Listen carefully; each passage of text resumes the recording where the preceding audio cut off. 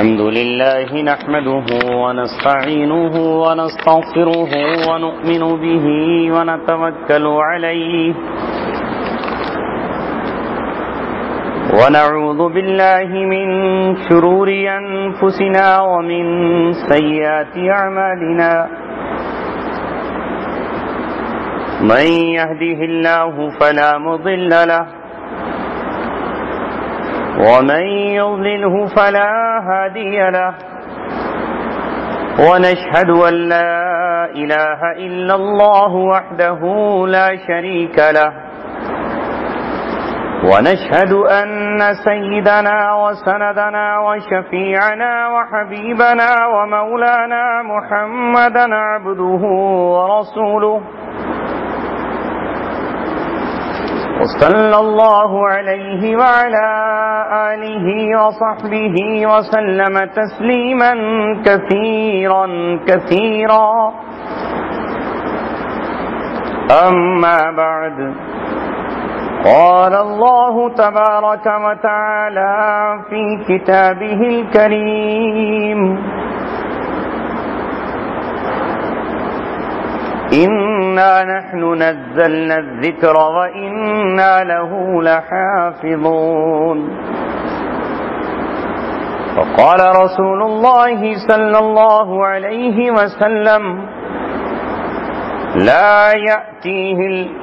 وقال رسول الله صلى الله عليه وسلم إن الله يرفع بهذا الكتاب أقواما ويضع به آخرين أو كما قال رسولنا ونبينا محمد صلى الله عليه وسلم صدق الله العلي العظيم وصدق رسوله النبي الكريم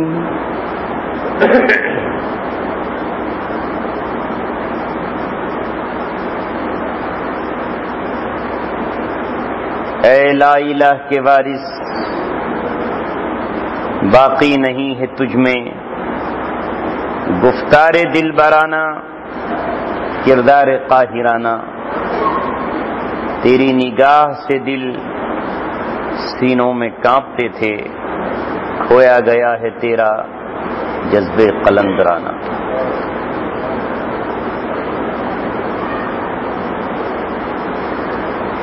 آج آپ تمام حضرات کے لیے بہت ہی خوشی اور نہایت ہی مسرت کی رات ہے، مگر مجھے ایسا محسوس ہوتا ہے کہ آپ حضرات کے نزدیک اس رات کی کوئی اہمیت نہیں ہے۔ جو لوگ یہاں قرآن کریم کی نسبت پر جمع ہوئے ہیں، ان تک بات پہنچانے کے لیے آپ 4 روپے بھی خرچ نہ کر سکے، اور جو لوگ اس اوپر کے لاؤڈ اسپیکر سے سننا نہیں چاہتے، جو اپنے گھروں میں باتوں میں مصروف ہیں، جو پٹرے پر بیٹھ کر موبائل سے گانے سن رہے ہیں، جو دکان میں کھڑے ہو کر ٹیلی ویژن سن رہے ہیں، آپ سوچ رہے ہیں کہ اوپر کے لاؤڈ اسپیکر سے ان تک بات پہنچ جائے گی اور بات ختم۔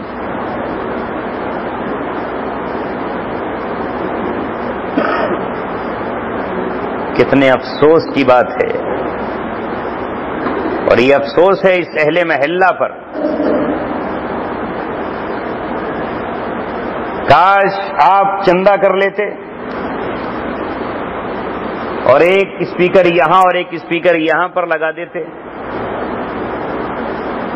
یہ جو آپ نے ناشتے میں 500 روپے خرچ کیے، اس کا ہمیں کوئی ضرورت نہیں تھی، اور یہ جو کھانے میں آپ نے اہتمام کیا ہے، اس کی قطعاً کوئی ضرورت نہیں۔ کھانا کھا کر گھر پہ آتے ہو، گھر جا کر کھا لیتے،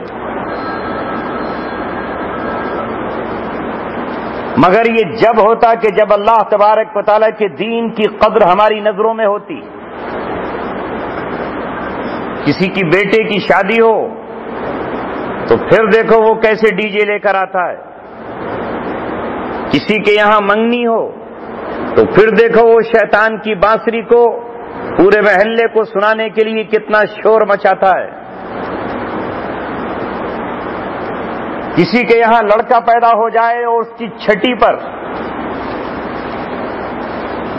وہ ساز اور میوزک اور نہ جانے کون کون سی چیزیں لاتا ہے، مشہور بینڈ فلاں کا کرتا ہے، اس لیے کہ آج زمین پر شیطان کا راج ہے. حالانکہ آج کی رات اتنی اہم رات ہے کہ تقریباً 5 سال 12 جنوری 2010 کو حضرت مولانا سیف اللہ صاحب نے دوسری مرتبہ قرآن کریم کے ترجمے اور تفسیر کا آغاز کیا. اللہ نے ان کی زندگی کو باقی رکھا اور سلامت رکھا، اور آج یہ دن دیکھنے کو ملا کہ اللہ تبارک و تعالیٰ نے قرآن کریم کی تفسیر کو مکمل فرمایا. مگر سچ ہے مسلمانوں، میں بھی اس میں شریک ہوں اور آپ بھی،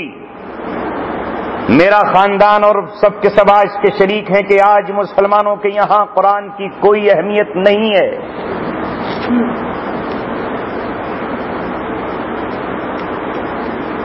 آج مسلمانوں کی نظروں میں تفسیر کی کوئی اہمیت نہیں ہے،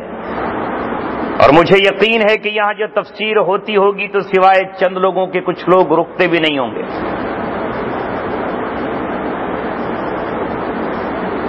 لیکن مولانا کو اپنا کام کرنا تھا، جیسا کہ ابھی آپ حضرت مولانا جبریل صاحب سے سن رہے تھے. انبیاء کرام کا کام آواز لگانا، انبیاء کرام کا کام اللہ تبارک و تعالیٰ کے پیغام کو پہنچانا. اس کے سننے والے تھوڑے ہوں یا زیادہ، ہمیں جتنی زندگی ملی ہے، جتنی سانسیں ملی ہیں، محمد رسول اللہ صلی اللہ علیہ وسلم پر قرآن کے نازل ہو جانے کے بعد سلسلہ نبوت مکمل ہو گیا،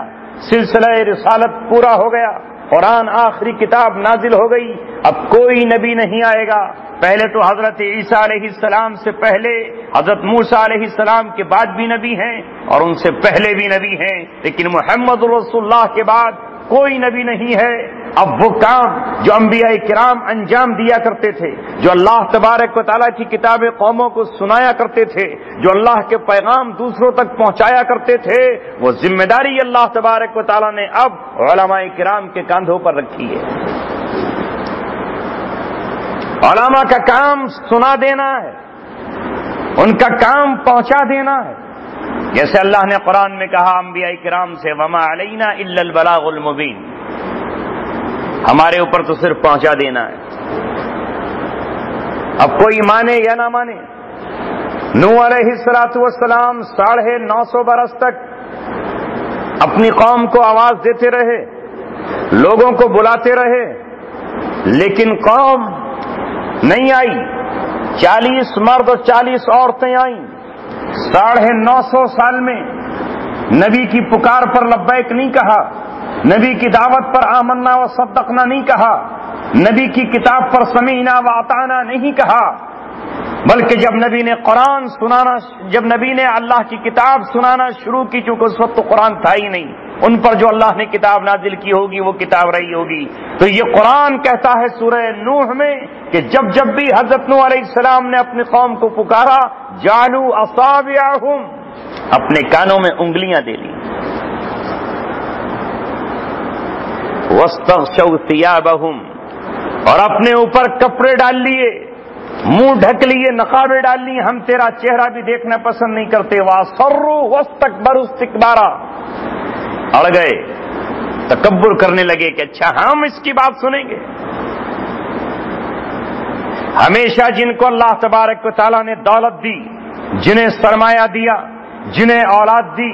جنہیں بیٹے دے دیے، وہ یہ کہنے لگے کہ ہم اس نبی کی بات کیوں سنیں، یہ پھٹے ہوئے کپڑوں میں ہے، یہ ٹوٹی ہوئی جوتیوں میں ہے، یہ ننگے بدن ہے، نہ اس کے پاس باغ ہیں، نہ اس کے پاس سواریاں ہیں، نہ اس کے پاس لاؤ لشکر ہے، ہم اس کی بات کیوں سنیں. لیکن 950 برس کی مہلت کے بعد اللہ تبارک و تعالیٰ کا فیصلہ آ گیا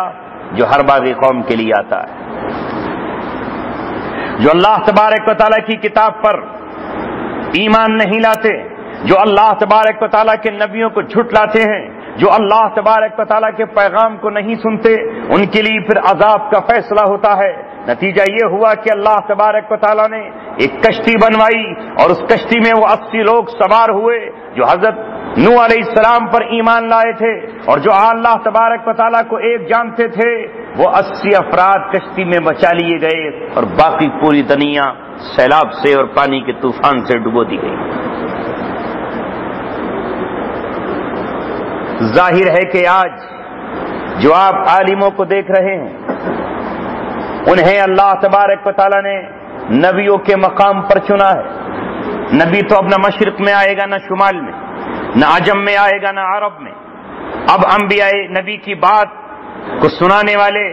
علماء کرام ہیں، نبی کا پیغام سنانے والے یہی علماء ربانیین ہیں،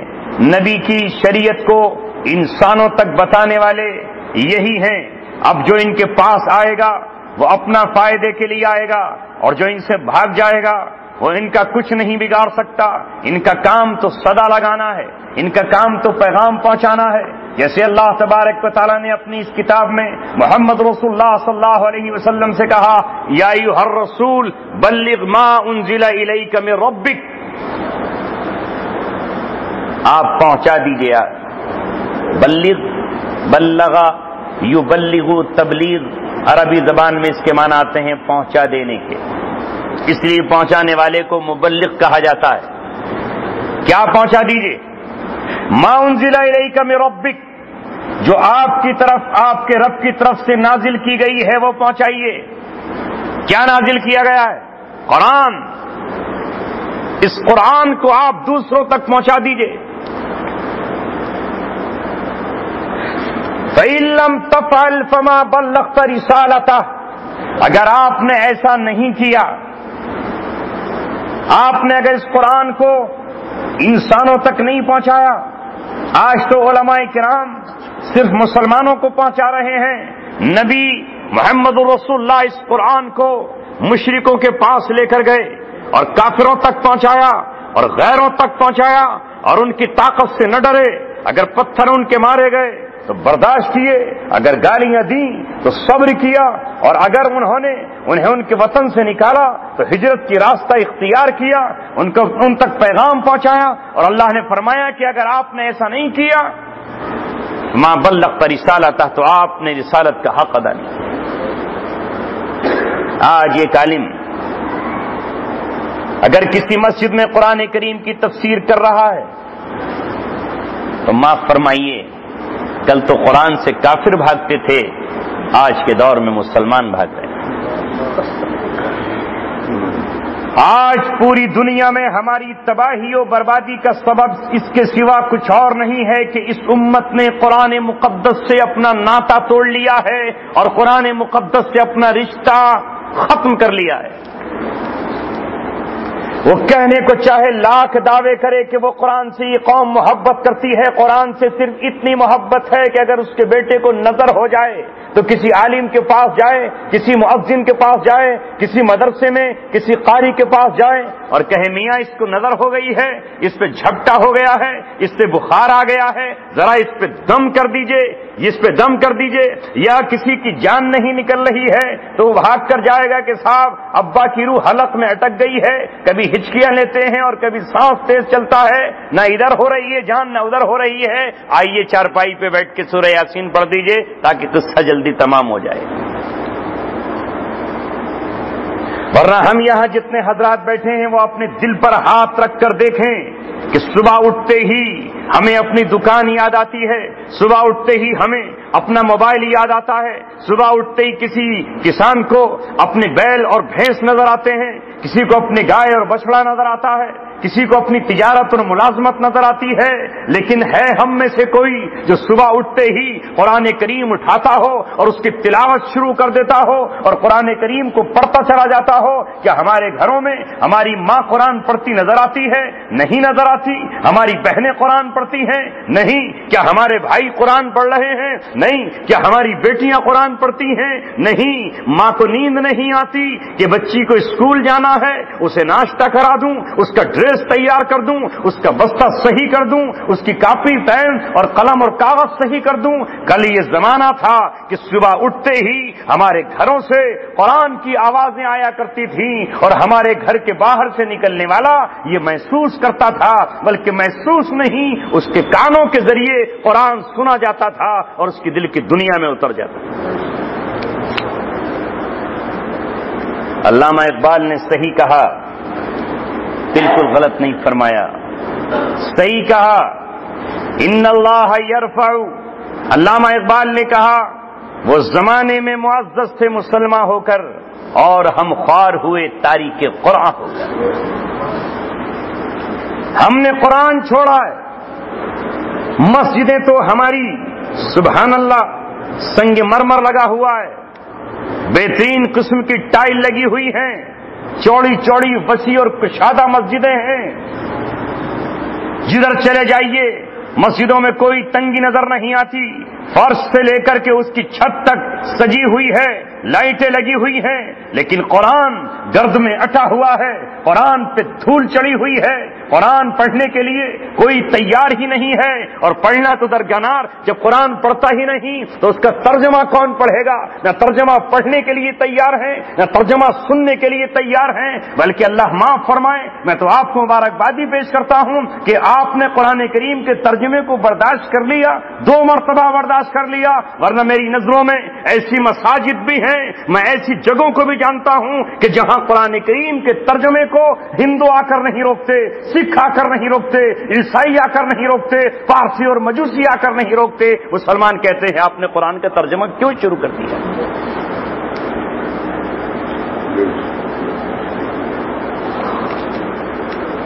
اب بھلا بتائیے، اللہ تبارک و تعالیٰ کی وہ کتاب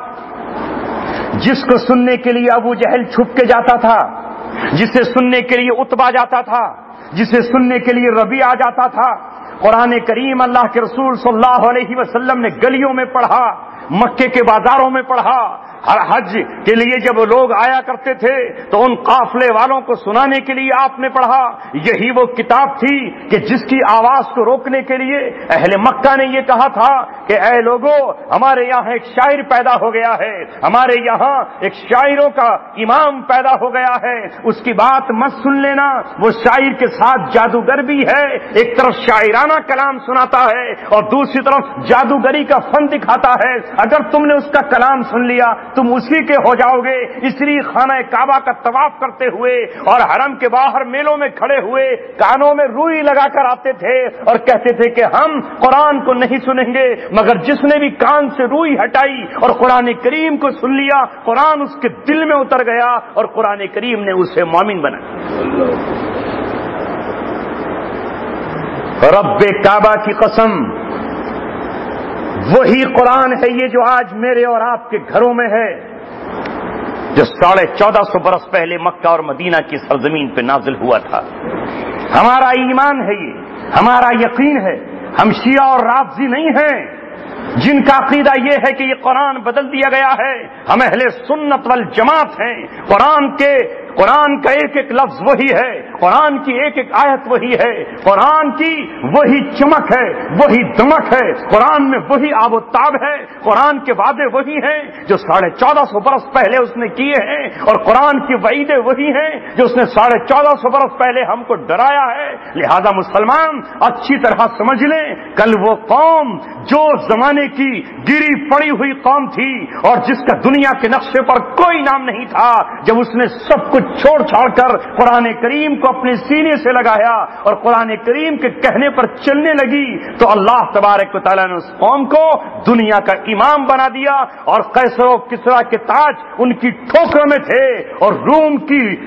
کی سب سے بڑی سلطنت دنیا کی ان کے سامنے ہوا کی طرح اڑ رہی۔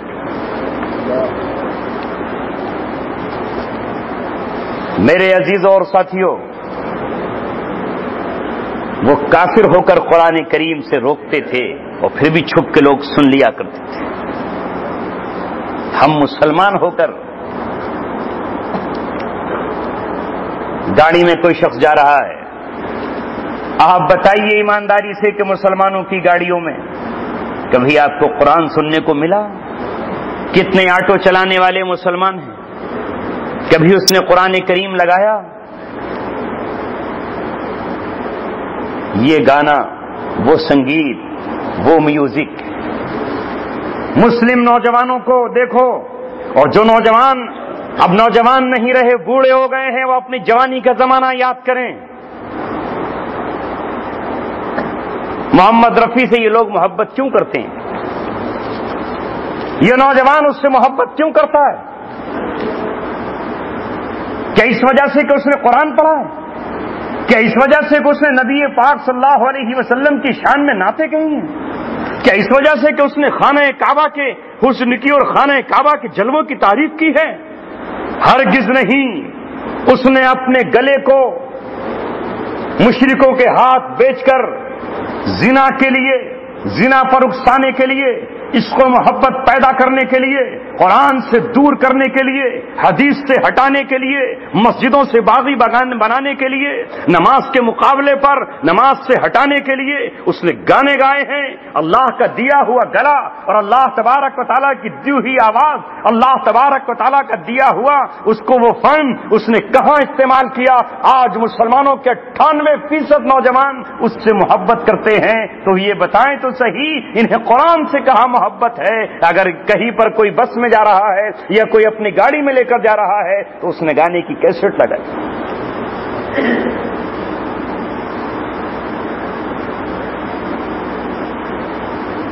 آج ان حالات پر جو ہم ہیں اس کی وجہ یہی ہے کہ مسلمانوں وہ کام جو 1450 برس پہلے مکہ کے کافروں نے کیا تھا وہ کام آج ہم کر رہے ہیں۔ انہوں نے کہا تھا، نضر بن حارث نے اور عقبہ بن ابی معیط نے، ان بڑے بڑے سرداروں نے میٹنگ کی اور میٹنگ کرنے کے بعد کہا، لا تسمعوا لهذا القرآن، اس قرآن کو مت سنو۔ لا تسمعوا لهذا القرآن، میں قرآن ہی کی آیت پڑھ رہا ہوں، آج موضوع ہی قرآن ہے، آج بات ہی قرآن پر ہوگی۔ انہوں نے کہا، کیوں؟ وہ سمجھ رہے تھے کہ قرآن اللہ تبارک و تعالیٰ کی کتاب ہے، اسے سنا نہیں اور حق دل کے اندر اترا نہیں۔ لا تسمعوا لهذا القرآن والغوا فیہ، اور قرآن کے راستے میں روڑے اٹکا دو۔ روڑے اٹکانے کا مطلب، اگر یہ قرآن کوئی پڑھ رہا ہو تو سیٹیاں بجاؤ، قرآن کوئی پڑھ رہا ہو تو تالیاں بجاؤ، قرآن کوئی پڑھ رہا ہو تو شور غل کرو، قرآن اگر کوئی پڑھ رہا ہو تو ناچنا شروع کر دو، قرآن اگر کوئی پڑھ رہا ہو تو میوزک اور سارنگی بجانا شروع کر دو، قرآن اگر کوئی پڑھ رہا ہو اور وہ غلام اور باندی ہو تو اس کو مارنا شروع کر دو اور اس کی پٹائی شروع کرو۔ لو قرآن کو سننے نہیں دینا ہے۔ لا تسمعوا لهذا القرآن، اس قرآن کو سننے مت دینا، والغوا فیہ، اور اس کے راستے میں روڑے اٹکا دینا، لعلکم تغلبون، تاکہ تم مسلمانوں پر غالب آ جاؤ۔ لہذا نضر بن حارث نے اپنا مال اور اپنی دولت خرچ کی اس بات پر کہ وہ ایران پہنچا اور ایران سے قصے اور کہانیوں کی کتابیں لایا، ایران سے وہ ناچ اور گانے والی کتابیں لے کر کے آیا، بادشاہوں کی داستانیں اور افسانے لے کر آیا، اور اس نے اپنی الگ میٹنگ اور منڈی لگانا شروع کر دی،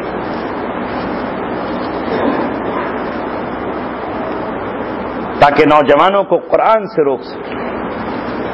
قرآن سننے سے روک سکے۔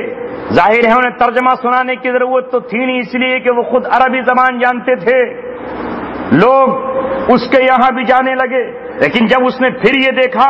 کہ اس پر بھی لوگ نہیں رک رہے، ابھی بھی قرآن کی طرف جا رہے ہیں، ابھی بھی محمد رسول اللہ کی زبان سے قرآن سن رہے ہیں، تو پھر وہ ناچنے گانے والی کچھ طوائفیں لے کر آیا، کچھ لڑکیاں لے کر آیا جن کے پیروں میں گھنگرو باندھے اور جن کے ہاتھ میں شراب کے جام دے دیے، اور اس نے نوجوانوں کو آواز لگائی، ارے محمد رسول اللہ کی محفل میں جا کر کیا کرو گے؟ وہاں تو چھوٹے موٹے قصے سنائے جا رہے ہیں، کوئی ایک واقعہ سنایا جاتا ہے، نہ وہاں ساز ہے، نہ وہاں میوزک ہے، نہ وہاں پائل کی جھنکار ہے، نہ وہاں گھنگرو ہے، نہ وہاں بانسری ہے، نہ وہاں سارنگی ہے، نہ وہاں باجا ہے، نہ وہاں ناچ ہے، میں خوبصورت حسینائیں خرید کر لایا ہوں، آؤ نوجوانوں ان کا مجرا اور ڈانس دیکھو۔ اسی کو قرآن نے کہا وَمِنَ النَّاسِ مَن يَشْتَرِي لَهْوَ الْحَدِيثِ لِيُضِلَّ عَن سَبِيلِ اللَّهِ، اور لوگوں میں سے کچھ وہ ہیں کہ جو لہو الحدیث خرید کے لاتے ہیں، لغو بات جس کا کوئی فائدہ نہیں، اشارہ تھا نضر بن حارث کی طرف، لیضل عن سبیل اللہ، تاکہ اللہ تبارک و تعالیٰ کے راستے سے یہ روک دے ان کو۔ اس لیے اس نے پہلے کتابیں خریدی اور اس کے بعد اس نے ناچ گانے کی محفلیں لگائیں۔ محترم ساتھی اور عزیزوں، کل تو ایک نضر بن حارث تھا،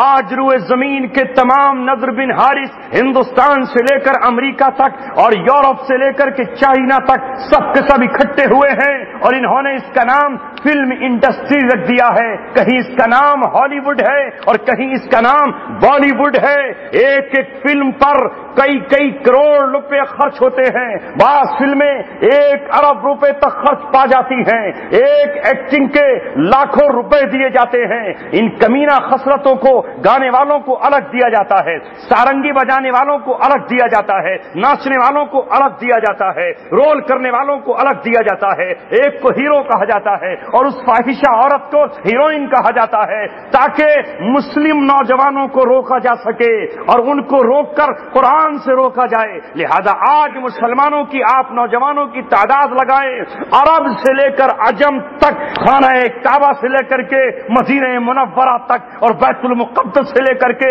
ہندوستان کے شہر میرٹھ تک، آپ دیکھیں کہ ایک وقت میں، ایک سیکنڈ میں کتنے نوجوان ہیں کہ جو ان گانوں کو سن رہے ہوتے ہیں اور سنتے سنتے سو جاتے ہیں۔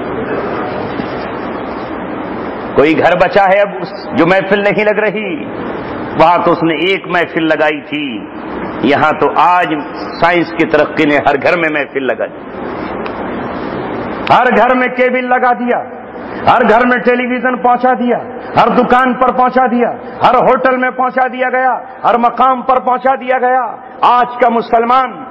مسلمان جب اپنے بال کٹانے کے لیے کسی سیلون میں جاتا ہے تو وہاں جا کر وہ لگی ہوئی تصویروں کو دیکھتا ہے، یہ تصویر اس بھنڈیلے کی لگی ہوئی ہے، وہ تصویر اس ہجڑے کی لگی ہوئی ہے، وہ تصویر اس فلمی دنیا کے کسی ایکٹر کی لگی ہوئی ہے، اس نے جیسے بال کٹائے ہیں پلیز آپ میرے بال ویسے ہی کاٹ دیجئے۔ وہ کہتا ہے کہ اس کی قیمت تو 50 روپے ہے، اس کی قیمت 60 روپے ہے، کہتا مجھے اس کی کوئی پرواہ نہیں ہے، مجھے تو ایسے بال کٹوائیں جیسے اس کمینے نے، اس کمینہ خصلت نے کٹوائے ہیں، اس لیے کہ میرا آئیڈیل یہ ہے، میرا نمونہ یہ ہے، میرا محبوب یہ ہے، میں اس کے لیے جیتا ہوں، میں اس کے لیے مرتا ہوں، میں اس کی اداؤں کی طرح اپنی چال بنانے کی کوشش کر رہا ہوں، میرے بال بھی اسی کے جیسے ہونا چاہیے۔ آج کے مسلم نوجوان کو کیا کبھی یہ فکر ہوئی کہ میرے نبی کس طرح اپنی سنت والی زلفیں رکھتے تھے، میں وہ والی زلفیں رکھوں، یا میرے نبی کس طرح اپنے سر کو مڈایا کرتے تھے، کبھی ایک مرتبہ سر مڈا کر میں نبی کی سنت کو بھی زندہ کر دوں۔ کبھی اس نے پوچھا ابوبکر صدیق کے بال کیسے تھے، عمر ابن خطاب کس طرح بال رکھا کرتے تھے، علی مرتضیٰ کی کیا شان ہوا کرتی تھی، ان کا اپنے سر کے ساتھ کیا معاملہ تھا؟ اس نے کبھی جا کر پوچھا ہے کہ میں حضرت علی کی نقل کر لوں یا حضرت عثمان کی نقل کروں یا حضرت عمر ابن خطاب کی نقل کروں یا خالد بن ولید کی نقل کروں؟ اس کی نظروں میں آج صحابہ کی کوئی اہمیت نہیں ہے۔ اگر اہمیت ہے تو ان کی جو زنا کرتے ہیں، جو شرابیں پیتے ہیں، جو شراب کا عادی بناتے ہیں، ایک طرف شراب پی رہے ہیں اور دوسری طرف زنا کا عادی بنا رہے ہیں، اور آج یہ صورتحال پوری روئے زمین پر پہنچ چکی۔ اللہ حفاظت فرمائے۔ ادھر حج کو آپ کے یہاں سے لوگ گئے ہوں گے اور آپ میں سے بہت سے لوگ حج کر کے آ گئے ہوں گے۔ ادھر مسجد نبوی سے نکلیے، صلاۃ و سلام پڑھ کر ریاض الجنت میں آئیے، دعا مانگ کر، یہاں ستون عائشہ کے پاس آئیے آنسو بہا کر، یہاں رسول اللہ کے روضے پر آئیے آپ اپنے آنسو بہا کر۔ جب آپ ہوٹل میں آئیں گے تو وہاں پر ٹیلی ویژن رکھا ہوا ہے اور اس پر فلمیں آ رہی ہیں اور اس پر کیبل لگا ہوا ہے۔ آج یہی صورتحال مدینہ منورہ کی ہے اور یہی صورتحال مکہ معظمہ کی ہے۔ اس ہوٹل میں جائیے تو وہاں پر ٹیلی ویژن رکھا ہوا ہے۔ اے مسلمانوں، ہم جب یہ کہتے ہیں کہ آج یہ عرب کے حکمراں مسلمان نہیں رہے، کوئی سوچ سکتا ہے کہ اس مسجد میں وہ گانا بجائے گا، ابھی موبائل ایک صاحب کا بج گیا تو سب کی نظریں ان کی طرف ہو گئیں کہ یہ موبائل کیوں بجا ہے۔ اگر نماز میں کسی کا موبائل آپ کی مسجد میں بج جائے تو آپ کھانے کو دوڑتے ہیں کہ تیرا موبائل کیوں بجا ہے۔ یہ عرب کے حکمران، مجھے بتائیے کہ پورا مکہ مکرمہ کیا حرم نہیں ہے؟ کیا حرم کا حصہ نہیں ہے؟ پورا مکہ مکرمہ حرم ہے اور اس کی حیثیت مسجد حرام کی ہے۔ یہی وجہ ہے کہ یہ احرام مسجد عائشہ سے جا کر کے باندھنا پڑتا ہے۔ کیا مسجد نبوی کے پاس کا علاقہ مسجد کی حیثیت کا نہیں ہے؟ لیکن برابر میں جو ہوٹل ہیں وہ ہوٹل کس کے ہیں؟ اس میں کس کا حصہ ہے؟ اس میں شیئر ہیں یہودیوں کے، اس میں پارٹنرشپ ہے یہودیوں کی۔ یہ کانٹیننٹل کس نے بنائے ہوئے ہیں؟ یہ کون سی حکومت ہے جو اپنے آپ کو اسلام کی بات کرتی ہے؟ آؤ سناتے ہیں ہم اسی قرآن کریم کا واقعہ۔ اللہ تعالیٰ فرماتا ہے ان الذین یحبون ان تشیع الفاحشۃ فی الذین آمنوا لہم عذاب علیم، جو لوگ مسلمانوں میں بے حیائی پھیلانے کا کام کریں گے ان کے لیے دردناک عذاب ہے۔ یہ دردناک عذاب صرف کافروں کو ملے گا، مومنوں کو نہیں ملے گا، انہیں تو دوہرا ملے گا، انہیں ڈبل ملے گا۔ اللہ تبارک و تعالیٰ نے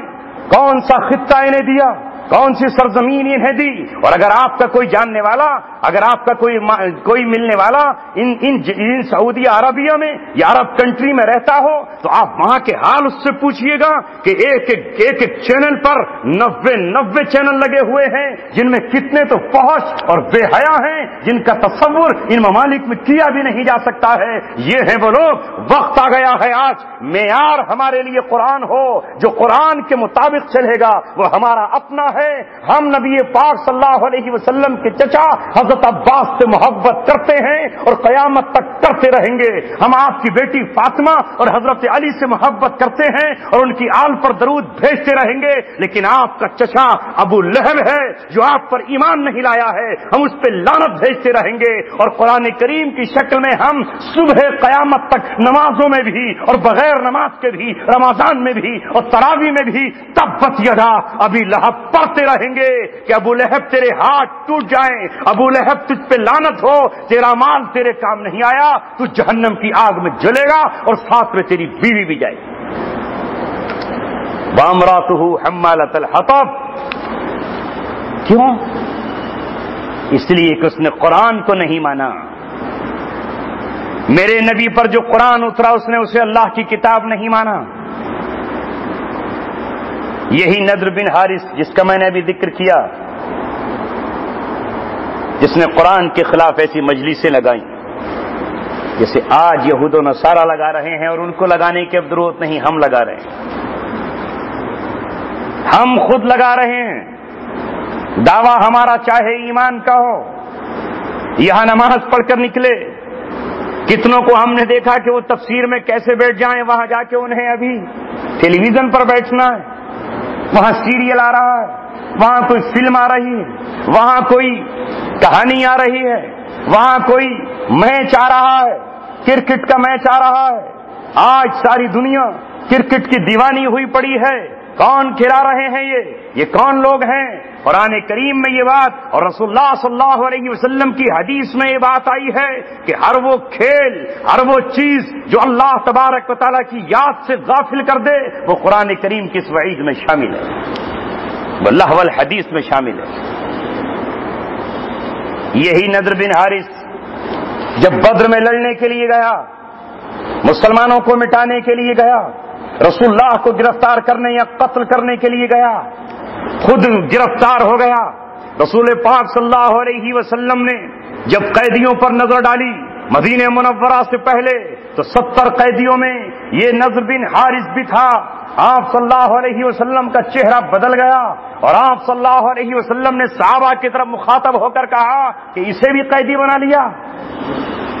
اسے کیوں قیدی بنایا تم نے؟ یہ تو اس لائق تھا کہ میدان بدر میں اس کی گردن اڑا دی جاتی۔ آپ صلی اللہ علیہ وسلم نے حضرت علی رضی اللہ تعالیٰ عنہ کو اشارہ کیا، اے علی اس کا سر اڑا دو، یہ وہ ہے جو قرآن کے مقابلے پر مجلسیں لگایا کرتا تھا، ناچنے والی لڑکیاں لے کر آیا تھا، قصے کہانیوں کی کتابیں لے کر آیا تھا، اسے زندہ رہنے کا حق نہیں ہے، لہذا راستے ہی میں اس کی گردن کاٹی گئی اور باقی دھڑ کو اس کے لٹکا دیا گیا کھجور کے پیڑ پر۔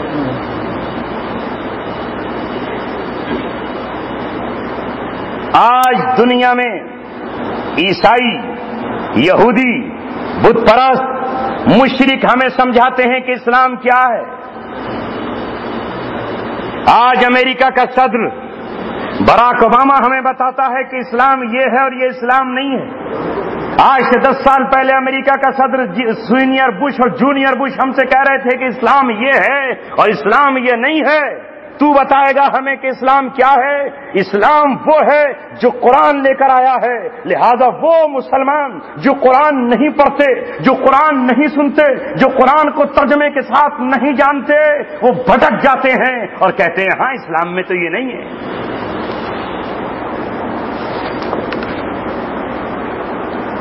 یعنی وہ عیسائی جو اسلام کے دشمن ہیں آج وہ ہمیں پڑھا رہے ہیں کہ اسلام یہ ہے۔ آج ہندوستان کے بت پرست مشرک ہمیں بتاتے ہیں کہ اسلام میں یہ نہیں ہے، اس لیے کہ ہمارے سامنے قرآن جب ہے نہیں تو ہم کیا بتائیں۔ میں آپ کو حال کا واقعہ سنا رہا ہوں۔ ابھی عراق اور شام میں اللہ تبارک و تعالیٰ نے ایک اسلامی سلطنت اور اسلامی ریاست کا قیام فرمایا، شہداء کے خون کی بدولت۔ شہداء کا خون جو چراغ میں تیل کی طرح کام کرتا ہے، ان کی قربانیوں کے نتیجے میں اللہ تبارک و تعالیٰ نے وہاں نظام اسلامی کو قائم فرمایا، اور قرآن پڑھنے والوں نے یہ کہا کہ یہ وہ سرزمین ہے جہاں اللہ تبارک و تعالیٰ نے 1450 برس پہلے اپنے صحابہ کو بھیج کر قرآن کے مطابق فیصلے کیے تھے، لہذا انہوں نے جس علاقے کو فتح کیا وہاں کے عیسائیوں سے یہ کہا کہ عیسائیوں سن لو، قرآن اور ہمارے نبی کی حدیث اور نبی کی سنت اور صحابہ کی تاریخ یہ کہتی ہے کہ ہم جب کسی علاقے کو فتح کر لیں تو وہاں کی غیر مسلم قوموں سے یہ کہیں کہ 3 باتوں میں سے ایک بات قبول کر لو، یا تو اسلام قبول کر لو، تم اور ہم برابر ہیں، ہماری بیٹی تمہاری بیٹی کے برابر ہو جائے گی، ہماری مسجدوں کے دروازے تمہارے لیے کھلے ہوئے ہیں، تم اور ہم میں کوئی اونچ نیچ کا فرق نہیں ہوگا، ہمارے لیے بھی جنت اور تمہارے لیے بھی جنت، دنیا میں ہم تمہارے بیٹے سے نکاح اپنی بیٹی کا کر سکتے ہیں اور تم اپنی بیٹی کا نکاح ہمارے سے کر سکتے ہو، یا تو اسلام قبول کر لو، اور اگر تم اسلام قبول نہیں کرتے تو جزیہ دو، جزیہ دو، کیونکہ اسلام قبول نہیں کر رہے تو اب ہماری حکومت میں رہو گے تو تمہیں جزیہ دینا ہوگا، اگر تم کہو کہ ہم جزیہ بھی نہیں دیتے اور ہم اسلام بھی قبول نہیں کرتے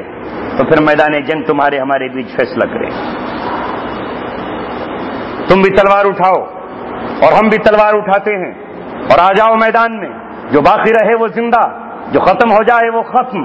لہذا آؤ۔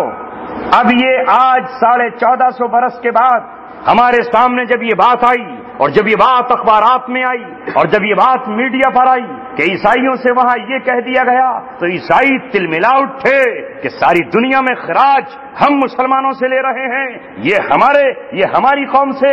جزیہ لیں گے، لہذا انہوں نے کہنا شروع کر دیا کہ یہ تو بہت بڑا ظلم ہے، اسلام یہ نہیں سکھاتا، اسلام میں یہ زیادتی نہیں ہے، اسلام میں یہ نہیں ہے، اور اسی کو پھر اخبارات میں بہت سے لوگوں نے کہنا شروع کر دیا، اور یہاں تک کہ وہ لوگ جو قرآن کریم کو پڑھتے بھی ہیں انہوں نے کہا ہاں یہ کون سا گروہ ہے، یہ کون سی جماعت ہے جو ظلم کر رہی ہے، جو ستم کر رہی ہے؟ ارے قرآن پڑھا ہوتا اور قرآن کو طاقوں میں بند کر کے نہ رکھا ہوتا تو سورہ توبہ کی آیت یہی کہتی نظر آ رہی ہے، قاتل الذین لا یؤمنون باللہ ولا بالیوم الآخر ولا يحرمون ما حرم الله ورسوله ولا يدينون دين الحق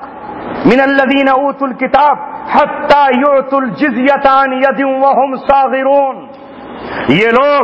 جو اللہ تبارک و تعالیٰ پر ایمان نہیں لاتے، یہ لوگ جو آخرت کے دن پر ایمان نہیں لاتے، اور جس چیز کو اللہ نے حلال کیا ہے اسے یہ حرام کیا ہے، اسے یہ حرام نہیں جانتے۔ عیسائیوں کو دیکھو، خنزیر حرام ہے مگر یہ خنزیر کھا رہے ہیں، خنزیر بیچ رہے ہیں، خنزیروں کو پال رہے ہیں، خنزیر ایک ایک شخص کو کھلانے کی کوشش کر رہے ہیں۔ اللہ نے زنا کو حرام کیا ہے مگر انہوں نے زنا کو حلال کر لیا ہے۔ یہ اجتماعی زنا کر رہے ہیں، انہوں نے زنا کاری کے لیے نائٹ کلب بنائے ہوئے ہیں، انہوں نے زنا کے لیے ہوٹل بنائے ہوئے ہیں، انہوں نے زنا کے عورتوں کو لائسنس دیے ہوئے ہیں۔ اجتماعی زنا ہو سکتے ہیں، انفرادی زنا ہو سکتے ہیں،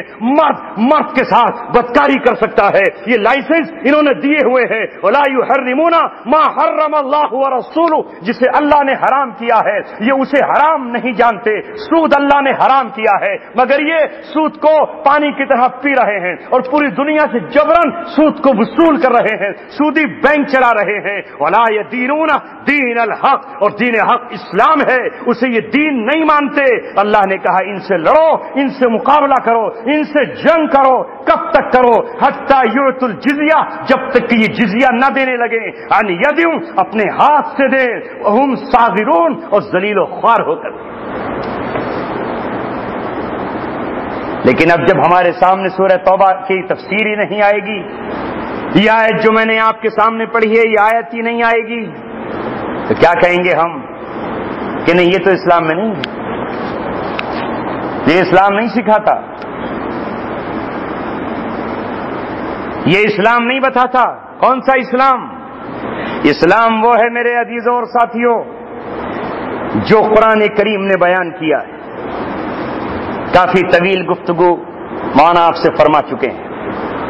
مجھے تو صرف آپ کے ضمیروں کو جھنجھوڑنا تھا، مجھے آپ کی سوئی ہوئی غیرت کو پھر سے جگانا ہے۔ ہمیں عزت کی تلاش ہے، ساری دنیا میں آج ہمارے سر گیند کی طرح دشمنوں کی ٹھوکروں میں کیوں ہیں؟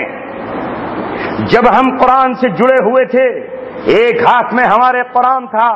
اور دوسرے ہاتھ میں ہمارے شمشیر بے نیام تھی، ہم اللہ تبارک و تعالیٰ کی کتاب پر عمل کر رہے تھے، تو اللہ تبارک و تعالیٰ نے قیصر و کسریٰ کے تاج ہمارے قدموں میں ڈال دیے تھے، اللہ تبارک و تعالیٰ نے روم کی حکومتوں کو ہمارے سامنے پسپا کر دیا تھا، اللہ تبارک و تعالیٰ نے دریائے دجلہ سے ہمارے گھوڑوں کو بحفاظت پار کرایا تھا۔ یہ ہمارے ہی مسلمان تھے جنہوں نے افریقہ کو فتح کیا تھا، یہ ہم ہی تھے جنہوں نے اندلس اور اسپین میں 800 سال حکومت کی تھی، یہ ہم ہی تھے کہ ہندوستان کو فتح کیا تھا اور بنگلہ دیش سے لے کر کے افغانستان تک اس کی ساری سرحدوں کو ملا دیا تھا، یہ ہم ہی تھے کہ اپنی عظمتوں کا اعلان قطب مینار کی شکل میں کر رہے تھے، یہ ہم ہی تھے کہ اپنی مضبوطی کا اعلان ہم لال قلعے کی شکل میں کر رہے تھے، ہم بابری مسجد یا ہم شاہی مسجد اور ہم فتح پوری مسجد اور دلی کی جامع مسجد اور ہم اکبر آبادی مسجد کو تعمیر کر رہے تھے۔ لیکن جب سے ہم نے قرآن کو چھوڑا ہے اور ہم نے ناول اور قصے پڑھنا شروع کیے ہیں، ہم نے ناچنے گانے والیوں کو اپنی نظروں سے دیکھنا شروع کیا ہے، ہم نے اللہ تبارک و تعالیٰ کے دیے ہوئے زیور کو چھوڑ دیا ہے، تو آج باطل کی ہم ٹھوکروں میں ہے، وہ جب چاہے ہمیں ذلیل و خوار کر دے، وہ جس مسجد میں چاہے تالا لگا دے، وہ جس مائک کو چاہے اتار کر پھینک دے، وہ جب چاہے ہمیں گرفتار کرے اور جب چاہے ہمیں اپنی انگلیوں پر نچانا شروع کرے۔ میرے عزیزوں، غور کرو اور فکر کرو، یہ قرآن ہی ہے جس نے عربوں کو دنیا کا امام بنایا، ورنہ عرب تو اونٹ کے دودھ پہ گزارا کرتے تھے، اونٹ ہی ان کی سواری تھا اور اونٹ ہی ان کا بستر تھا اور اونٹ ہی ان کا خیمہ تھا، اونٹ کے بالوں کے بنے ہوئے خیمے میں رہتے تھے، اونٹ کی کھال سے اپنے جسم کو چھپاتے تھے، اونٹ کی کھال پہ لیٹ جاتے تھے، اونٹ کے دودھ سے اپنی پیاس اور اپنی بھوک دونوں مٹایا کرتے تھے۔ وہ قوم جس کے پاس کھجوروں کے پتوں کے سوا کچھ نہیں تھا، وہ قوم جس کے پاس سر چھپانے کے لیے چند پتھر تک نصیب نہیں تھے، وہ عمارتوں کو تو کیا جانے، لیکن جب انہوں نے قرآن کریم سے محبت کی اور قرآن کو اپنے دل سے لگایا، قرآن نے لہو مانگا تو قرآن کو خون دے دیا، قرآن نے جان مانگی تو قرآن کے نام پر جانوں کو نچھاور کر دیا، قرآن نے بیٹے مانگے تو بیٹے حضرت افرا نے سجا کر قرآن کو دے دیے۔ وہ قرآن اپنے ہاتھوں میں جب لے کر نکلے تو دنیا کی دو سپر پاور طاقتوں کو، جن کا پوری دنیا میں سکہ چل رہا تھا، جو زمانے میں یہ اعلان کرتے تھے من اشد منا قوہ، ہم سے زیادہ طاقتور کون ہے، قرآن کریم اٹھا اور اس نے اٹھ کر یہ کہا کہ دنیا میں طاقتور قوم قرآن کی پڑھنے والی اور قرآن کو ماننے والی ہے۔ ٹھہرو، تمہارے سمندر بھی اب ان کے گھوڑوں کو نہیں روک پائیں گے، اور تمہارے پہاڑ ان کے سامنے سمٹ جائیں گے، اور تمہارے محل خود جھک کے ان کو سجدہ کریں گے۔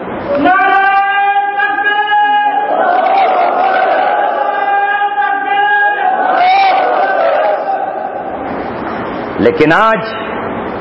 اسی قرآن کے بدلے میں اللہ تبارک و تعالیٰ نے عربوں کو وہ دیا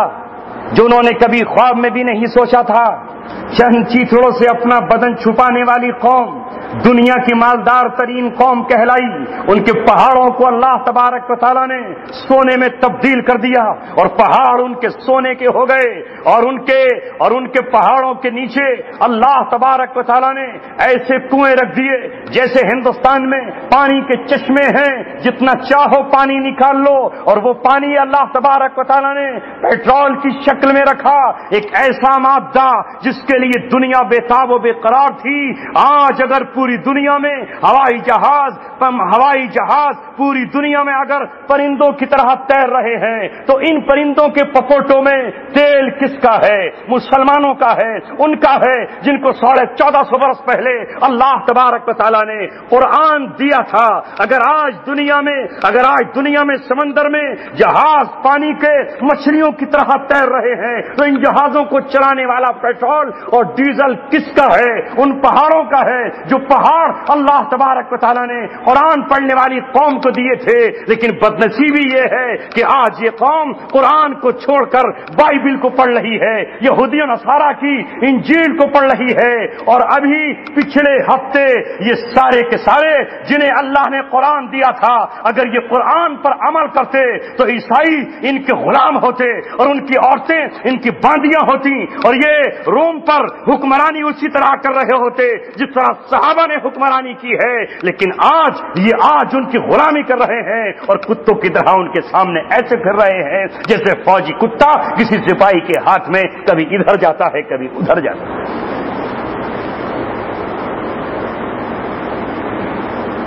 انشاءاللہ ثم انشاءاللہ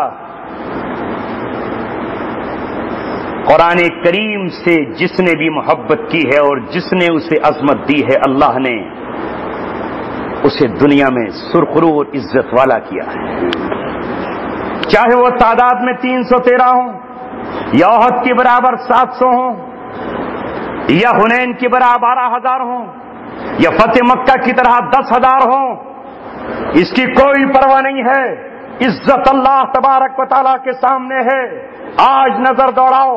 دنیا میں 55 ملک ہیں، مسلمانوں کے جو ملک کہلاتے ہیں، جن میں ایک ملک پاکستان اتنا طاقتور ملک ہے کہ جس کے پاس ایٹم بم بھی ہیں، جس کے پاس ہائیڈروجن بم بھی ہیں، جس کے پاس ہر طرح کا اسلحہ موجود ہے، لیکن وہ حکمران امریکہ کے سامنے بندریا کی طرح ناچ رہا ہے اور بندر کی طرح ٹھمکے لگا رہا ہے، اس لیے کہ وہ قرآن سے جڑا ہوا نہیں ہے، وہ اللہ کی کتاب کو نہیں مانتا ہے، وہ اللہ تبارک و تعالیٰ کی شریعت کو نہیں مانتا ہے۔ اور دوسری طرف افغانستان کی سرزمین سرزمین پر وہ شیر ہیں کہ جن کے سینے میں قرآن ہے. انہوں نے 13 سال سے دنیا کی سپر پاور طاقتوں کے چھکے چھڑا کر یہ اعلان کر دیا ہے کہ اس سرزمین سے تمہیں واپس جانا ہوگا. اور ابھی افغانستان کا قضیہ نپٹا نہیں تھا کہ اللہ تبارک و تعالیٰ نے عراق و شام کی سرزمین پر اپنے ایسے جیالوں کو کھڑا کر دیا ہے کہ جنہوں نے ایک بار پھر پوری دنیا کو سر جوڑنے پر مجبور کر دیا ہے. اور 55 اور 56 ملک ان میں چاہے مسلمان نام کے یہ منافقین ہوں، یہ سب اکٹھے ہیں کہ اتنی بڑی طاقت کہاں سے آئی ہے؟ طاقت نہیں ہے، اللہ تبارک و تعالیٰ کی دی ہوئی عزت ہے. طاقت ہے ایمان کی، طاقت ہے روحانیت کی، طاقت ہے قرآن کی تلاوت کی. انہوں نے قرآن کی ان آیات کو پھر سے پڑھا جن کو امت نے 100 سال سے تقریباً 150 سال سے بھلا دیا تھا، جس کی تفسیر کو ہم نے بند کر دیا تھا، جس چیپٹر کو ہم نے کلوز کر دیا تھا، جن آیات کو ہم پڑھ نہیں رہے تھے. ہم نے عزت تلاش کی منافقوں کی طرح. اللہ کے دشمنوں کے پاس قرآن یہی تو کہتا ہے ایبتغون عندہم العزہ، کہ تم یہودیوں کے پاس عزت تلاش کرتے ہو، تم عیسائیوں کے پاس عزت تلاش کرتے ہو. وللہ العزت ولرسولہ وللمؤمنین، عزت اللہ کے لیے ہے، اس کے رسول کے لیے ہے اور مومنین کے لیے. عزت وہاں سے نہیں ملے گی. اگر چاہو تو زندہ مثال دے دوں. فوجی جنرل پاکستان کا سربراہ جس کا نام مشرف آپ سب نے سنا ہوگا، وہ کیا سمجھتا تھا کہ امریکہ کی غلامی کرتا رہوں گا تو تاج سر پہ رہے گا، میں اس کی غلامی کرتا رہوں گا تو میرا تخت نہیں جائے گا،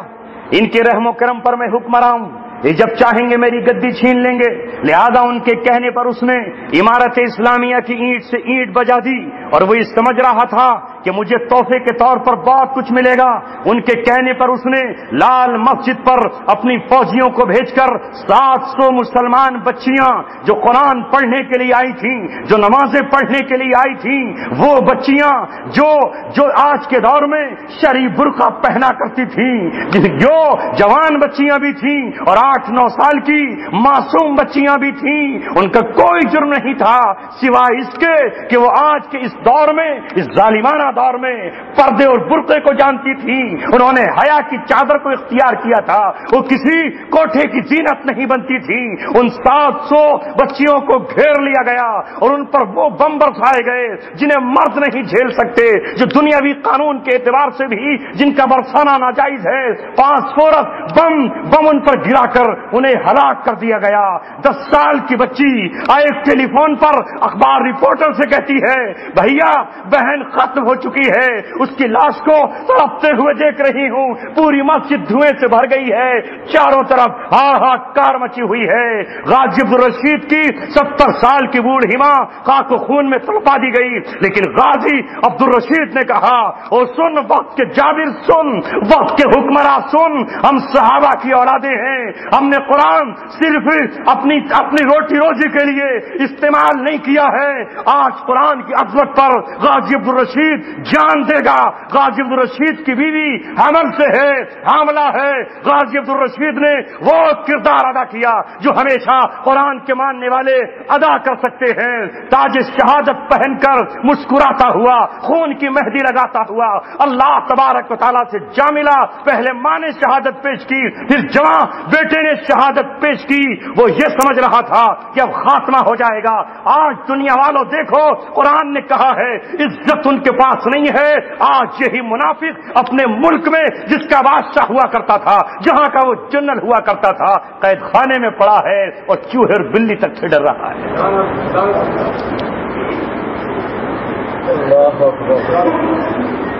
دنیا ہی میں قرآن نے اعلان کر دیا ہے عزت اللہ کے لیے ہے. غازی عبدالرشید کے نام پر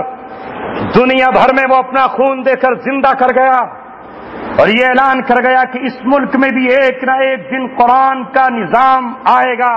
شریعت مطہرہ آئے گی، شریعت کا نظام اس سرزمین پر بھی آ کر کے رہے گا۔ لہذا میرے عزیزوں، آج اگر ہمارا نوجوان، ہمارے بزرگ عزت چاہتے ہیں تو ہمیں قرآن سے وہ محبت کرنی ہوگی کہ کل میدان قیامت میں اگر یہ اعلان کرتا ہوا قیس عرب کا آئے کہ میں نے لیلا سے محبت کی تھی، اور لیلا یہ اعلان کرے کہ میں نے مجنوں سے محبت کی تھی، مجنوں یہ کہے کہ میں نے لیلا کی محبت میں جان دی تھی، اور لیلا کہے کہ میں نے قیس کی محبت میں جان دی تھی، تو ہمارے لیے قرآن گواہی دے اور کھڑا ہو جائے اور یہ کہے کہ اے اللہ، یہ میرا عاشق تھا، اس نے میری محبت میں دنیا کے تاج ٹھکرائے، دنیا کے قلم ٹھکرائے، دنیا کے عیش و عشرت ٹھکرائی، یہ سویا تو میری تلاوت کر کے، یہ جاگا تو میری تلاوت پہ جاگا، اس نے میرے الفاظ کو پڑھا، اس نے میرے معنی کو سنایا، اس نے میری تفسیر کو سنایا، اور جب کہیں میرے اوپر حرف آیا تو یہ تڑپ اٹھا، یہاں تک کہ آخری وقت میں اس نے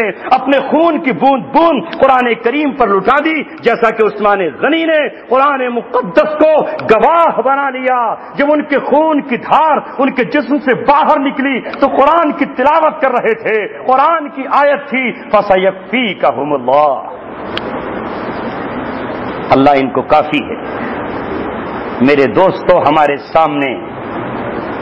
اللہ کی ایسی عظیم کتاب موجود ہے، ہم اس کی حفاظت کریں، پھر اللہ پر چھوڑ دیں۔ ہمارے پاس اللہ تبارک و تعالیٰ کی امانت ہے، ہم اس امانت کی حفاظت کریں، باقی اللہ پر چھوڑ دیں۔ اور اگر ہم نہیں کر سکے تو پھر اللہ تبارک و تعالیٰ سے ہم کیوں مدد مانگیں، کیوں ہم عزت مانگیں،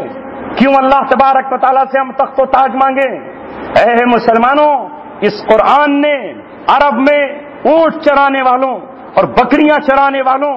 اور اپنے خیمے لگانے والوں کو اتنی اونچی عزتیں اور عظمتیں عطا فرمائیں کہ وہ دنیا میں حکمرانی کرتے رہے۔ صحابہ کا دور آیا، تابعین کا دور آیا، تبع تابعین کا دور آیا، بنو امیہ کا دور آیا، بنو عباس کا دور آیا، عثمانیوں کا دور آیا۔ 1924 میں خلافت ٹوٹی ہے، ابھی 90 سال ہوئے ہیں، 100 سال مکمل ہونے کو نہیں ہے، کل 1924 ہی میں تو خلافت گئی ہے، لیکن الحمدللہ 90 سال کے بعد امت نے پھر انگڑائی لی ہے، اور پوری دنیا میں اگر سب سے زیادہ طاقتور کوئی قوم ہے، سب سے زیادہ دنیا میں کسی کا چرچا ہے، اور سب سے زیادہ اگر کوئی خوف زدہ ہے تو وہ صرف اور صرف مسلمان ہیں۔ دنیا میں وہ مسلمان جو قرآن سے محبت کرتے ہیں اور جو قرآن سے عشق و وفا کی داستان رقم کرتے ہیں۔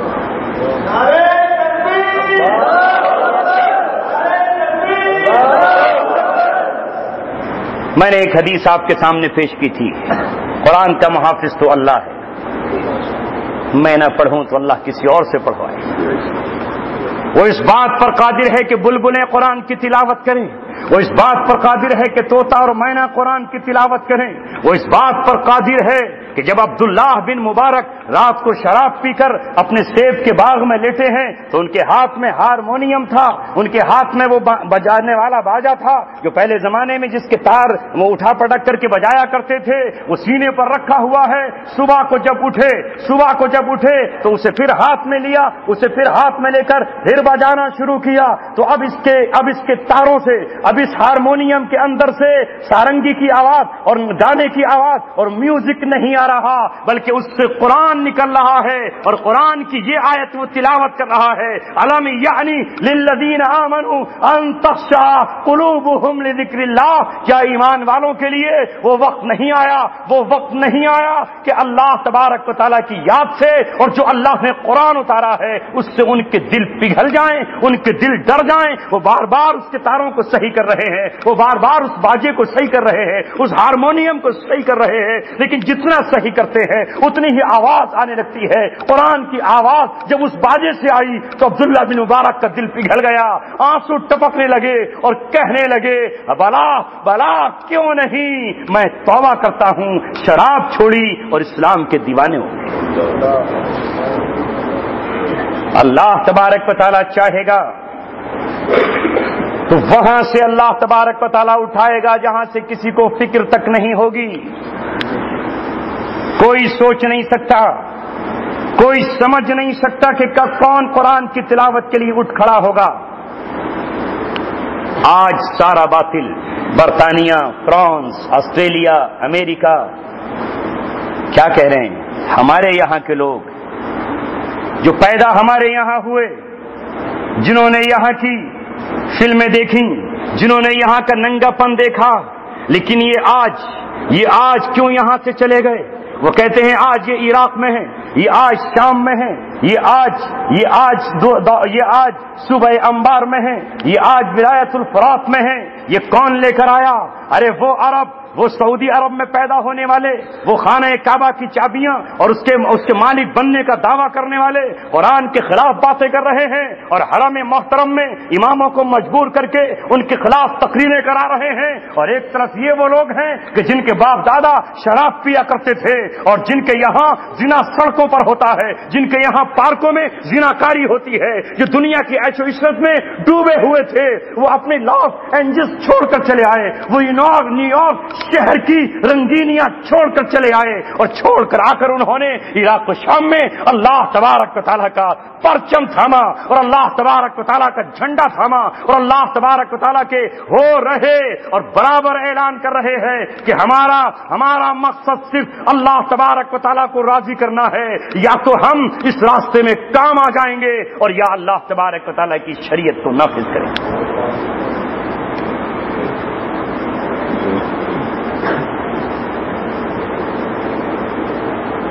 میں اور آپ جہاں بیٹھے ہیں، اللہ تعالیٰ کا صاف اعلان ہے، یا ایھا الذین آمنوا من یرتد منکم عن دینی، جو بھی تم میں اپنے دین سے پھر جائے گا، من یرتد منکم عن دینی،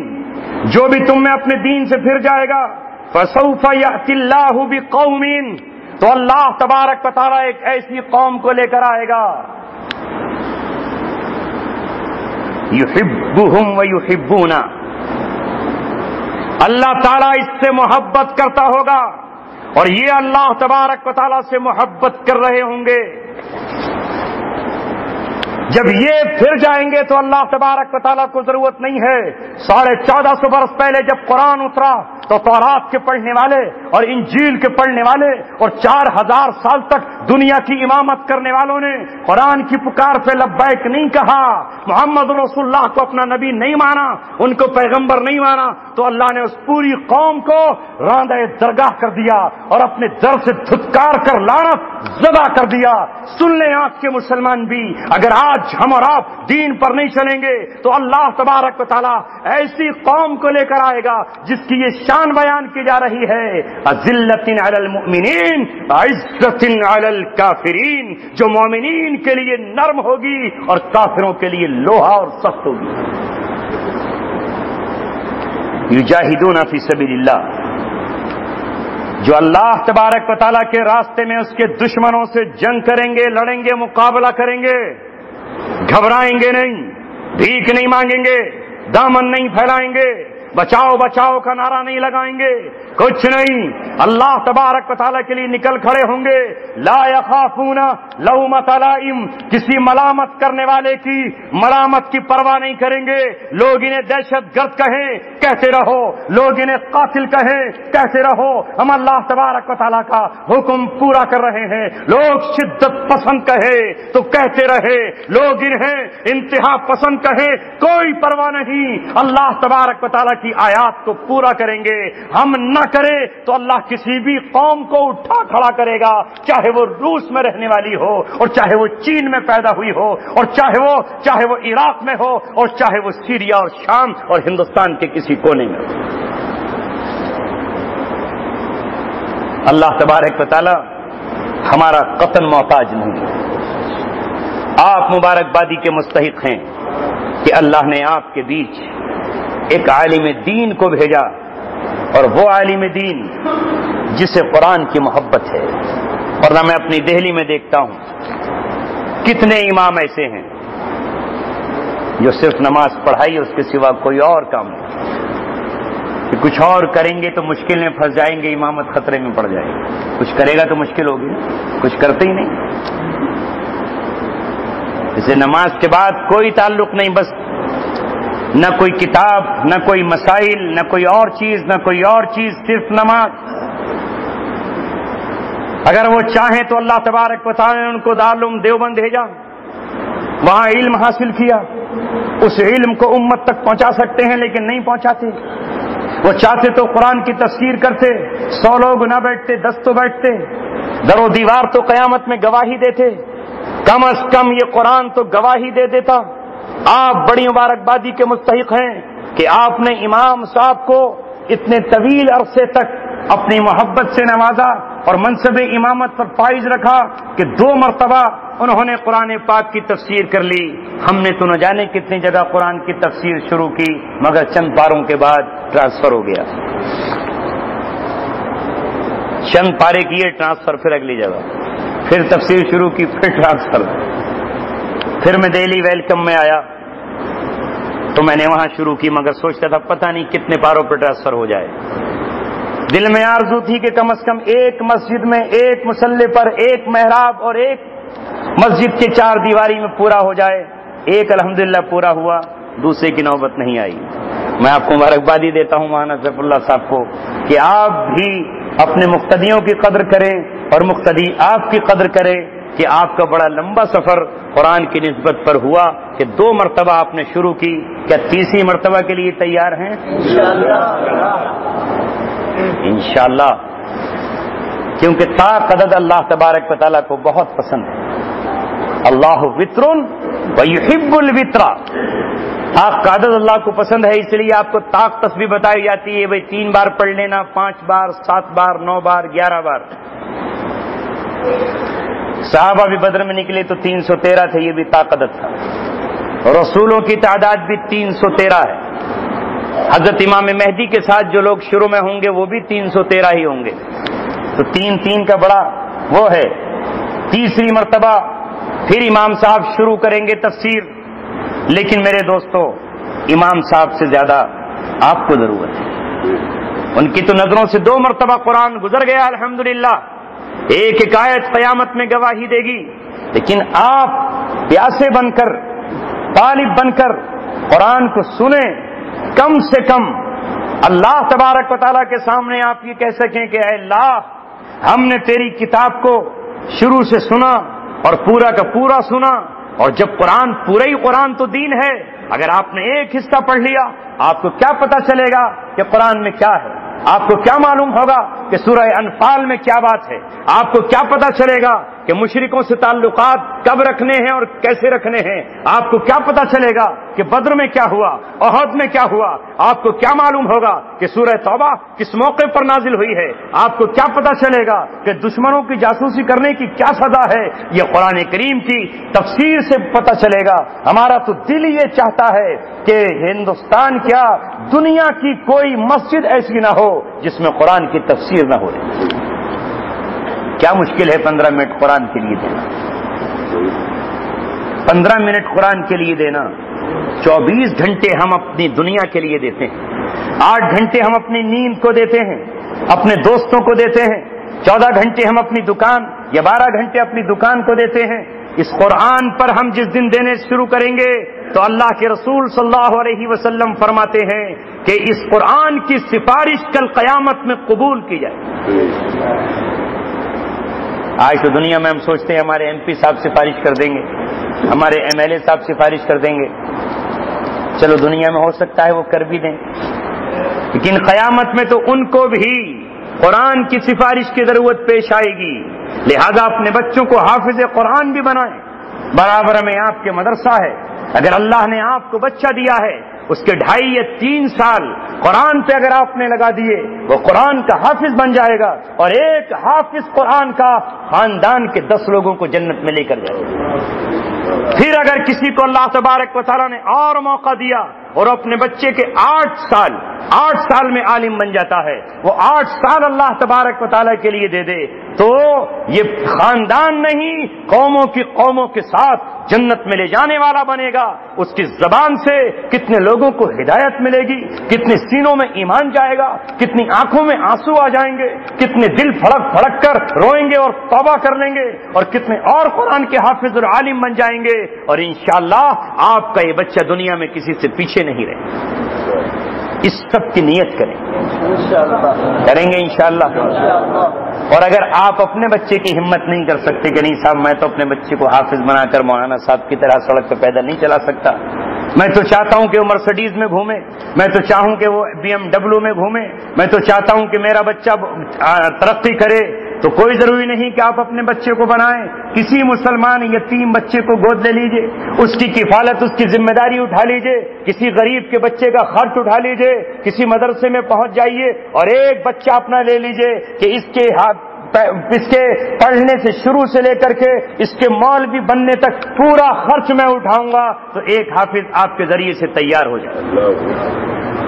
کروڑوں روپے یہود و نصارہ خرچ کریں گے ایک فلم کے بنانے پر، لیکن آپ کا ایک عالم ان کے ہزاروں کروڑ کے پیسے کو برباد کر دے گا، ایک محفل میں توبہ کرائے گا اور سارے گناہ اللہ تبارک و تعالیٰ معاف فرما دے گا۔ تو آج کے لیے اتنی ہی گفتگو کافی ہے۔ اللہ تبارک و تعالیٰ مجھے اور آپ کو عمل کی توفیق عطا فرمائے۔ انشاءاللہ پھر سے تیار ہیں تفسیر سننے کے لیے؟ کون کون لوگ تفسیر میں بیٹھیں گے وہ ہاتھ اٹھائیں۔ ماشاءاللہ، اٹھا تو ہاتھ سب نے دیے، اللہ تعالیٰ قبول فرمائے۔ مسجد میں بیٹھ کے وعدہ کیا ہے، انشاءاللہ پورا بھی کریں گے اور اس کی کیمپین بھی چلائیں گے۔ الیکشن میں دیوانے ہو جاتے ہیں نہیں، یعنی الیکشن والے الیکشن لڑ رہے ہیں اور نیچے کنوینسنگ یہ اپنا الیکشن بنا لیتے ہیں، اپنی زندگی موت کا مسئلہ بنا لیتے ہیں، ان سے قرب حاصل کرنے کے لیے کہ صاحب میرے بوتھ سے آپ کو اتنا پہنچا، حالانکہ تو قیامت میں پتہ چلے گا کہ اس کا بھی حساب دینا پڑے گا کہ نہیں۔ اس لیے اس کے لیے کنوینسنگ شروع کریں۔ آپ نے ایک آدمی یہاں جوڑ دیا، دو آپ کے ذریعے سے آ گئے، اور یہ جتنا قرآن سے سیکھیں گے وہ آپ کے نام اعمال میں لکھ گیا۔ جب تک وہ زندہ رہیں گے اور یہ جن کو جوڑ کر کے چلے جائیں گے، وَنَكْتُبُ مَا قَدَّمُوا وَآثَارَهُمْ، ہم لکھ رہے ہیں جو کچھ انہوں نے آگے بھیج دیا ہے اور جو پیچھے چھوڑ گئے ہیں، نشانات قدم۔ جب تک یہ مسجد قائم رہے گی تو پہلی اینٹ جس نے رکھی ہے اور جو بنیادی لوگ ہیں ان کو ثواب پہنچتا رہے۔ تو انشاءاللہ آخرت کی اپنی تیاری میں اللہ تعالی ہمیں عمل کے توفیق عطا فرمائے۔ اللہم صلی علی سیدنا و نبینا و شفیعنا و سندنا و حبیبنا و مولانا محمد، یا رب صلی وسلم دائما ابدا علی حبیبک خیر الخلق کلہم۔ اے اللہ ہم سب کے گناہوں کو معاف فرما، اے مولا ہماری خطاؤں کو درگزر فرما۔ آج بڑی خوبصورت رات میں، بڑی سنہری رات میں، نہایت برکت والی رات میں، جبکہ قرآن کریم کی تفسیر اس مسجد میں 2 مرتبہ مکمل ہوئی ہے، اے مولا ہم سب کے سب جمع ہیں، تجھے ہم واسطہ دیتے ہیں تیری اس کتاب کی تلاوت کا، اس کتاب کی تفسیر و ترجمے سنانے والے لبوں کا اور سننے والے کانوں کا۔ اے مولا ان کے صدقے میں ہماری دعاؤں کو قبول فرمائے۔ اے مولا آج کی رات ہم نے اپنی جھولی تیرے سامنے پھیلائی ہے، اے مولا ہم ہر طرح سے مجبور و پریشان ہیں، اے مولا ہمارے دکھڑے کو سن لیجئے اور ہمارے حال پہ کرم فرما دیجئے۔ ہمیں بیماریوں نے گھیر لیا ہے، ہمیں صحت عطا فرما دیجئے، ہمیں دشمنوں نے چاروں طرف سے گھیر لیا ہے، اے مولا فتح و نصرت کے فیصلے فرما دیجئے۔ اے رب کریم 1990 سے لے کر آج 2014 میں امت کے دل کھلے تھے،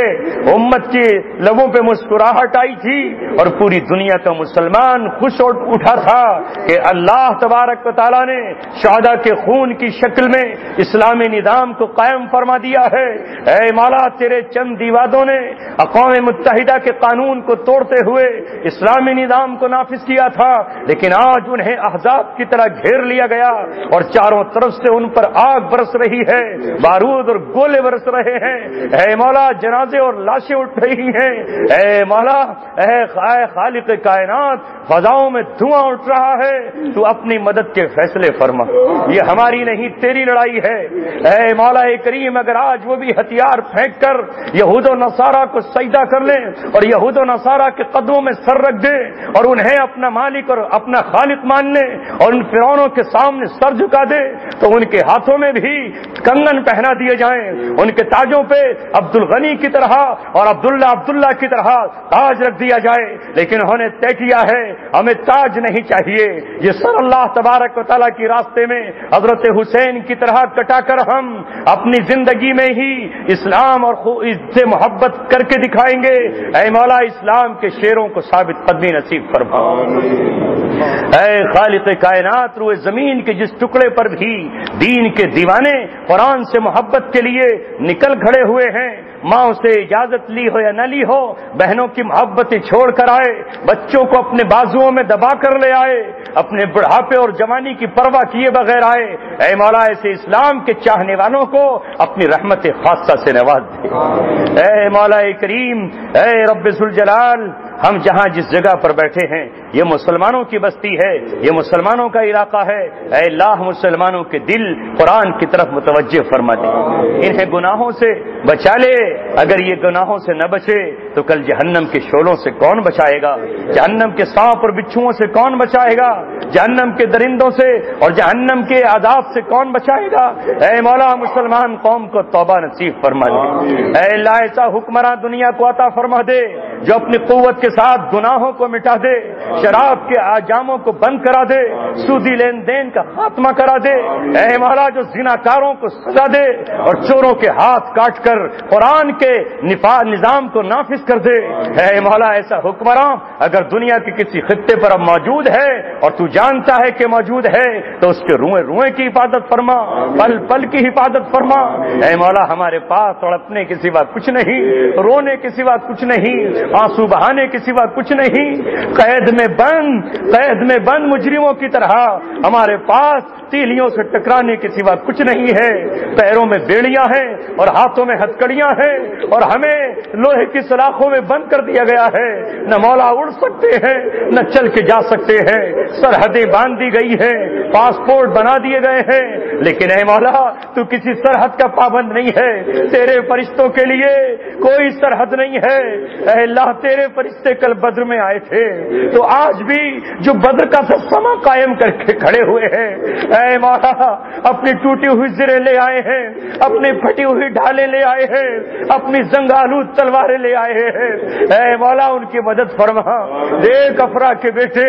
ابو جہل کی طرف بڑھ رہے ہیں، دیکھ حضرت بلال کے جانشین امیہ کی طرف بڑھ رہے ہیں، اے مولا کریم مدد کے فیصلے فرما دے اور ہمیں قرآن سے محبت نصیب فرما، جب تک زندہ رہیں قرآن پڑھتے رہیں، تلاوت کرتے رہیں، تفسیر سنتے رہیں، اس کا ترجمہ سناتے رہیں، بچوں کے سینوں میں قرآن محفوظ کرتے رہیں، محفوظ کرنے والوں سے محبت کرتے رہیں۔ اے مولا یہ دنیا تو چھوٹ جائے گی، بادشاہ اپنے محل چھوڑ کر چلے گئے، اورنگزیب بھی چلے گئے اور شاہجہاں بھی چلے گئے اور اکبر بھی چلا گیا، عیش و عشرت کرنے والے بھی چلے گئے اور تقوی و طہارت کے ساتھ جینے والے بھی چلے گئے، محمود غزنوی بھی چلے گئے اور احمد شاہ ابدالی بھی چلے گئے، دنیا میں کون ہے، بڑے بڑے نواب چلے گئے، بڑے بڑے M P M L A چلے گئے، اے مولا لیکن وہ وقت بھی کام آئے گا ان کے جو تیرے دین پر لگا ہے۔ ہماری سانسیں نہیں معلوم کتنی ہیں، کب موت کا فرشتہ آ کھڑا ہو اور اپنے سانس لے چلے، لیکن اے مولا ابھی تو ہم نے تیرے دین کو غالب ہوتے ہوئے نہیں دیکھا، ابھی تو ہم نے مولا بیت المقدس کو فتح ہوتے ہوئے نہیں دیکھا، ابھی تو ہم نے تل ابیب پر اسلام کے لشکر کو فاتح کی حیثیت میں داخل ہوتے ہوئے نہیں دیکھا۔ اے مولا ہمیں وہ دور دکھا دیجئے جو 11ویں صدی کے لوگوں نے دیکھا تھا کہ سلطان صلاح الدین ایوبی ایک دن بیت المقدس کو فتح کر رہے تھے، اے مولا آج کے صلاح الدین ایوبی کو بیت المقدس میں داخل ہوتے ہوئے ہماری نظروں سے دکھا دیجئے، ہماری آنکھوں سے دکھا دیجئے، دنیا کی میڈیا پر دکھا دیجئے۔ اے مولا صحابہ نے تو قسطنطنیہ کو فتح کرنے کے لیے اپنے گھوڑوں پر زینے کسی تھیں، اے مولا صحابہ تو کسرا کے محل میں داخل ہو گئے تھے، آج صحابہ کے جانشینوں کو آج کے کسرا کے محل میں داخل ہوتا ہوا ہمیں دکھا دیجیے۔ اے اللہ سرزمین عرب کو منافقین سے پاک کر دے، مرتد حکمرانوں سے پاک کر دے، اے اللہ اس اپنی سرزمین پر جو وحی کی سرزمین ہے، جہاں تیرا حرم ہے، جہاں تیرے نبی کا حرم ہے، جہاں بیت المقدس ہے، اس پاکیزہ سرزمین کو پاکیزہ ہاتھوں میں دے دے، پاکیزہ نفوس کو دے دے، قرآن کے ماننے والوں کو دے دے، یہود و نصارہ سے ٹکرانے والوں کو دے دے۔ اے مولا وہ دن دکھا دے کہ جس دن ساری دنیا کے مسلمان بنا پاسپورٹ اور ویزے کے بیت اللہ میں داخل ہو رہے ہو۔ اے اللہ بیت اللہ میں داخل ہو رہے ہو، یمن سے ایک عورت چل رہی ہو اور بنا خوف کے کعبے کا طواف کر رہی ہو، لیبیا سے حاجی جا رہے ہو اور بنا کسی خوف کے طواف ہو رہے ہو۔ اے مولا، اے رب کریم، حاجیوں کو لوٹنے والی حکومتیں اور حاجیوں کو پریشان کرنے والی اور ویزا کے نام پر مال کمانے والوں سے اب اقتدار چھین لے۔ تو جسے چاہتا ہے اقتدار دیتا ہے اور جس سے چاہتا ہے چھین لیتا ہے۔ اے مولا، اے رب کریم، تو نے ہمیں ایسے لوگوں کو دکھایا ہے جو کل تختوں پر تھے اور آج ہتھکڑیاں پہنے ہوئے ہیں۔ اے مولا، مرتدوں کی گردنیں ناپ لے اور منافقین کو ذلیل و خوار کر دے اور امت کو صحیح رہنما نصیب فرما۔ اس مجمع کی دعاؤں کو قبول فرما، اس مجمع کی ایک ایک آرزو پوری فرما، ایک ایک تمنا پوری فرما، دل کی ایک ایک حسرت پوری فرما۔ اے مولا، تجھ سے ہم موت وہ مانگتے ہیں جو شہادت کی موت ہو۔ اے مولا، بستر کی موت سے ہماری حفاظت فرمانا۔ اے اللہ، تو نے ایمان دیا ہے اور تو شہادت کی موت بھی ہمیں عطا کر سکتا ہے، ایسی موت جو مار کے کارزار میں ہو۔ اے مولا، جس سے جسم لہو لہان ہو اور فرشتے اور روح استقبال کے لیے آئے۔ اے مولا، تاج شہادت سر پہ سجا ہوا ہو، اس حال میں جنت میں داخلہ ہو، دنیا والے ہمیں مردہ کہہ کر نہ پکارے بلکہ ہمارے نام کے ساتھ شہید لکھ دیا جائے۔ تو نے یہ نعمت حضرت عمر کو نصیب فرمائی، تو نے یہ حضرت علی کو عطا فرمائی، تو نے یہ نعمت حضرت عثمان کو عطا فرمائی، حضرت حمزہ کو عطا فرمائی۔ اے مولا، حضرت حسین کے اولادوں کو نصیب فرمائی۔ اے مولا، یہ تیری نعمت ہے، جس طرح تو نے ایمان عطا فرمایا ہے، موت ہمیں شہادت کی نصیب فرما۔ رب کعبہ ہماری دعاؤں کو قبول فرما لے، وہ دعائیں جو ہم نے بچپن میں مانگی ہیں وہ قبول فرما، جو بیماری کے عالم میں مانگی وہ قبول فرما، جو سفر میں مانگی وہ قبول فرما، جو رات کے اندھیروں میں اے مولا تیرے سوا کوئی اور نہیں تھا ان دعاؤں کو ہماری قبول فرما۔ ہمیں دعائیں مانگنے کی توفیق مرحمت فرما، تہجد پڑھنے کی ہمیں توفیق مرحمت فرما، تنہائیوں کی دعائیں نصیب فرما، اس مجمع کی ایک ایک آرزو پوری فرما، جو حسرتیں، مرادیں، تمنائیں اور دل کی آرزویں لے کر آئے ہیں اے اللہ ایک ایک پوری فرما دے۔ جن کے کاندھوں پر قرضوں کا بوجھ ہے ادائیگی کی شکلیں غیب سے پیدا فرما دے۔ جن کے گھروں میں بیٹیاں بیٹے جوان ہیں ان کے نکاح کر کے اے مولا یہ قرض بھی ادا کرا دے۔ جن کے کاندھوں پر حج کا بوجھ ہے اے مولا اتنا مال دے کر حج کی ادائیگی جلد سے جلد کرا کر حج کے فریضے سے سبکدوش فرما دے۔ اے مولا کریم ہماری اولادوں کو دین کا پرچم اٹھانے کے لیے قبول فرما، انہیں دین کا داعی بنا دینا، انہیں اسلام کا شیر بنا دینا، انہیں دین کا غازی بنا دینا۔ اے مولا انہیں ایسا بنا دینا کہ کفر ان کے نام سے چار دانگے عالم میں تھرا رہا ہو۔ اے رب کعبہ ہماری دعاؤں کو اپنے فضل و کرم سے قبول فرما۔ سبحان ربک رب العزت عما یصفون، سلام المرسلین۔